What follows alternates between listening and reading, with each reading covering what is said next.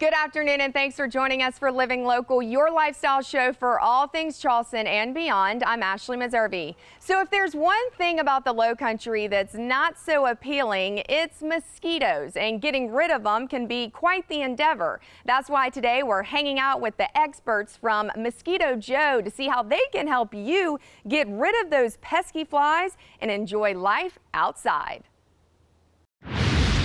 Joining us today, we have David Scully. He is the owner and operator of Mosquito Joe. Thank you so much for meeting us out here today. Yeah, awesome, Ashley. Thanks for having me. All right, we got to talk about mosquitoes. And I tell you, I grew up in the Low Country, and they can be a real problem here. State bird. State bird. Talk about kind of how some of the services you provide to get rid of mosquitoes. Yeah, so typically we do what's called a barrier spray, where our technicians are coming out and they're treating all the mosquito habitat throughout the yard and around the home. So the shrubs, the bushes, the foliage beds, that kind of stuff. Do homeowners kind of get an education on maybe how they're making it worse? We're happy to have that conversation. You know, we get a lot of people asking, like, what else can I be doing? You know, we talk about this term, we call it trim and tidy. So like kind of, you know, keep the bushes trimmed back as much as possible while they still want them to look good, of course.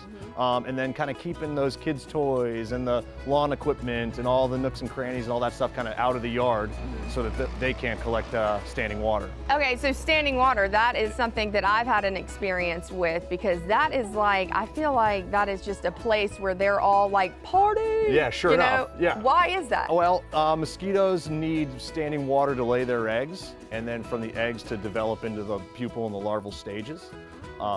Yep, and so, you know, they're all about it. They're all about it. When they find that standing water over there, they're going to try to find those areas. And so it's where they mate. They're mating, you know, throughout the environment, but it's We're where they go into like a National Geographic situation here.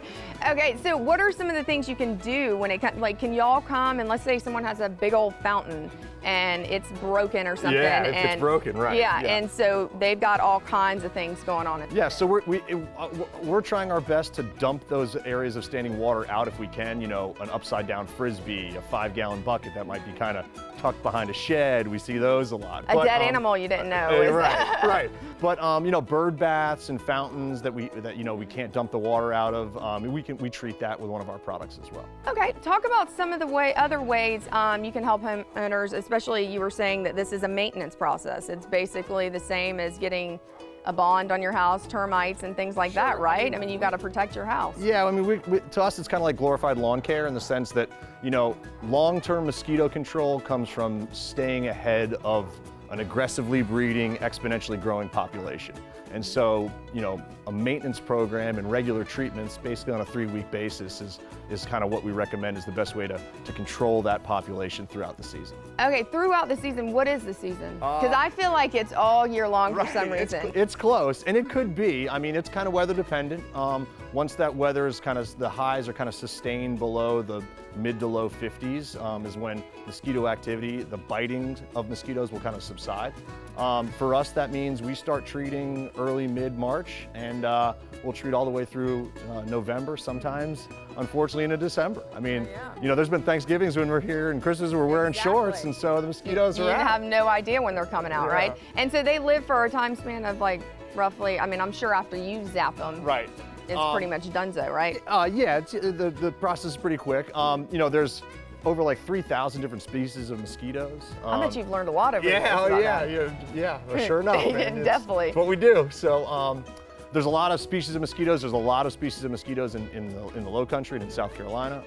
But I would say the average mosquito is living anywhere from, you know, a few weeks to a few months. Okay. You know what I learned not too long ago is that a no-see-um isn't an actual type.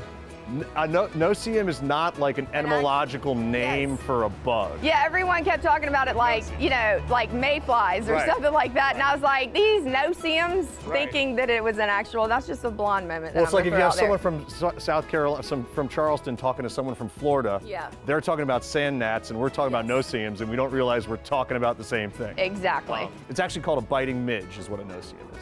Okay, David, is there anything else we need to know before we head out?